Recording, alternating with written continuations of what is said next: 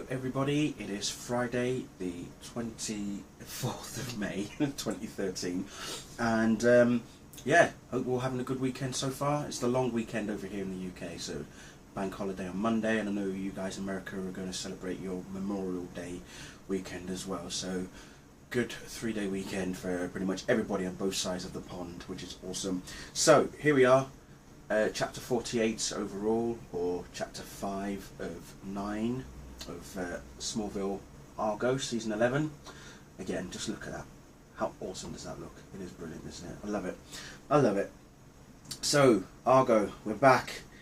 We're back in Earth in the 31st century. Booster Gold and Brainiac 5 are having a conversation. I say Booster Gold is having a conversation with Brainiac 5. It's actually Skeets is having a conversation in some part with Brainiac 5. He calls Skeets as Booster's intelligence, and in many sense, yes, Skeets is Booster's intelligence, because without Skeets, what would Booster know, really? What does he actually know? And that's the thing. And that's what they discuss over the course of a few pages in this chapter, is that, the Booster obviously, is from the 25th century. He stole a few things that made him into the character that he is. And it's like, there's like wrist blasters from the 22nd century, the Legion ring that belonged to Superman. He's stolen all of these to try and become a superhero, to better himself. And it's funny because there's a point of where Brainiac is actually looking for data on Booster Gold, nothing found. Then there was another name that he went under called Gold Star. I think that was something slightly earlier in the years. Again, no data found. So what did they go under? His real name, which is Michael John Carter. So it was, yeah, they eventually find information on him, and let's just say Booster's not happy with the results. He's just not, he's not happy with what data is available about him. It's Michael John Carter, and he's just, yeah, he's just pissed off basically. But besides all of that, there's a war brewing, and Brainiac even tells Booster that even for someone who like Superman, it's not all about having superpowers. That what makes you a hero. It comes from the inside.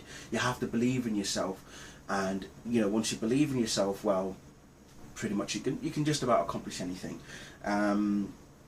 So whilst that's happening, we're back on I believe New Krypton, or the world ship New Krypton. We've got two kids here who have been told that they cannot pass into a certain citadel, as I'd like to call it. And I love the language on these kids. This one particular kid just goes preposterous, I say. And he looks about 7 years old, and you just think, wow, kids must be really intelligent. I mean, even kids today can be highly intelligent, but just it's a mark on, obviously the kids of this generation as well, I would imagine. So yeah, very, very interesting choice of words from this kid. But Superman's with who is he with? He's with a particular. He's with a chancellor named Pavel. Okay, so it's PA-Vel. Okay, so it's not Pavel all one word, but it's just Pavel. But if you want to say it as one word, go for it.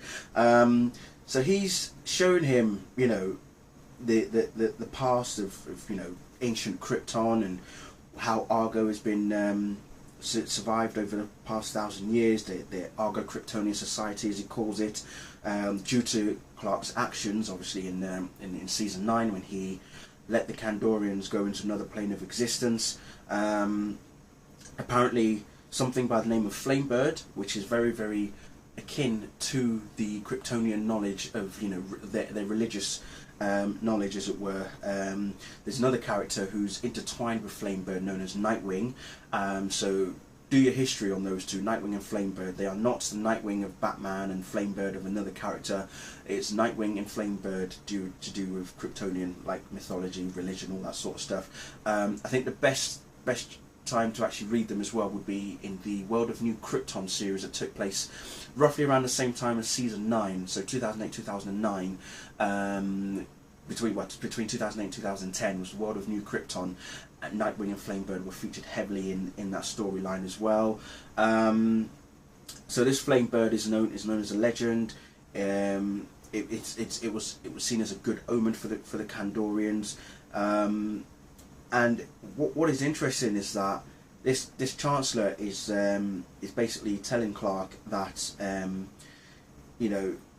that he believes that the body of their god Rao is somehow alive, but not well, alive, but yeah, not alive, but it's resting somewhere. And how should I put it? They believe that there is that Rao is survived in someone, and who that someone is, well, I'm not going to say, because when I get to it in a moment, I'll give you a hint as such. Even Clark actually thought that Rao was Krypton's red sun, which in sense it is, but again, Rao is also the Kryptonians' version of God as such as well. So whilst that's going on, Brainiac and Saturn Girl are having a conversation, saying that it's getting a bit too much with the Earth Gov, and obviously the Kandorians as well. There's a war going on, and let's just say that it gets to the point of where Imra suggests to recall Legionnaires from all corners of space and time.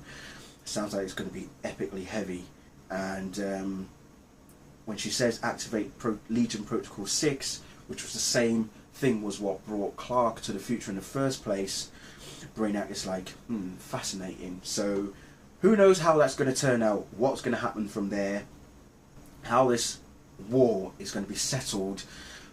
But Rock and Kara are both talking. We haven't seen much of Garth, and this is where they're discussing, because even I've been thinking, where the hell's Garth? No one knows where Garth is, but as Rock says here, he gets himself into trouble, which Kara knows about, because he's so hot-headed. He does like to get himself into trouble. But Rock says that he's been avoiding Garth for quite some time. So yeah, there's something obviously going on between those two. So we don't know what else could be coming from that. I'm sure eventually, as time goes on, before this particular run of Argo finishes, we'll find out what's been going on with Garth. So anyway, so Rock is basically asking Kara for her help to stop the violence between Earth and New Krypton. She allowed herself to become a spy, to be captured, all that sort of stuff. So then Superman comes in, and he basically just says that the war isn't about politics, because that's probably what they thought it was all about to begin with, but it wasn't. It was never about politics, and this goes back to what the Chancellor was telling him about the sun god Rao. Let's just say, I'm not even going to finish the actual conversation that Clark takes, but I will tell you part of what he says. He says the Argo settlers told stories that eventually became myth. The tale of a fallen martyr whose body allegedly holds the key to unlocking their future as a people. Yeah. And let's just say, all I'm going to add to that is that they are looking for a burial site of someone who died. And that is all I'm going to say to that. And I have to admit, my mind is thinking, right, there are two ways about this. One, how? Two, if this is even possible. The other thing that came into my head, and I'm not sure if Brian Q. Miller is probably he probably is aware of this. There was a story during the Final Crisis run, one in particular called Legion of Three Worlds. Yeah, there's a segment in that about Superboy. I'm not going to add any more, but if you have read that Legion of Three Worlds, you'll know exactly what I'm talking about. You'll know exactly what they did with Superboy. And I think this may or may not follow the same pattern. I'm just hitting out theories now, so who knows? It may or may not follow that same pattern, but we'll see. That's all I'm going to say. We will see. It's gonna be very, very interesting. It'll be interesting to see how that turns out. So there you have it. Chapter 5, of 9 of Argo. So can't wait to see how that comes out. I think we've got the next chapter next week, haven't we? Yes.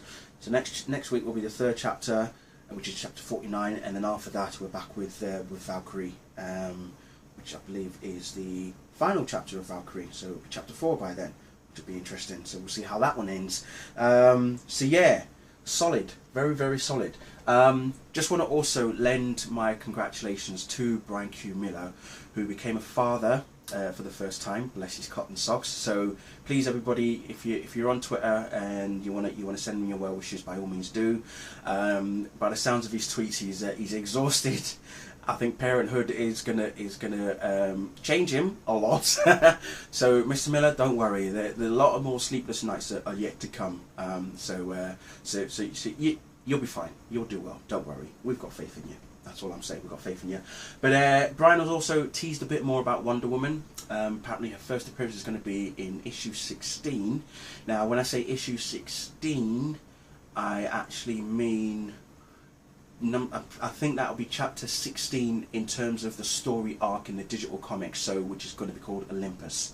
Okay, so yeah, Diana Prince will start in chapter 16, or the story arc of 16, as it were, which will be episode 16 if you think about it. Well, is it episode 16? I'm sure I'm just throwing things out there. It'll either be number 16 in terms of digital comics, or the actual print issue will be 16, because that's not until August. But her actual appearance in the digital comics will be in July. So yeah, I'm going overboard. Sorry about that. Anyway, so yes, once again, congratulations, Mr. Miller, on you and your lovely baby, and the missus as well. Hope all the family as well. Yeah. So thank you all for watching, and I'll see you all very soon. Bye.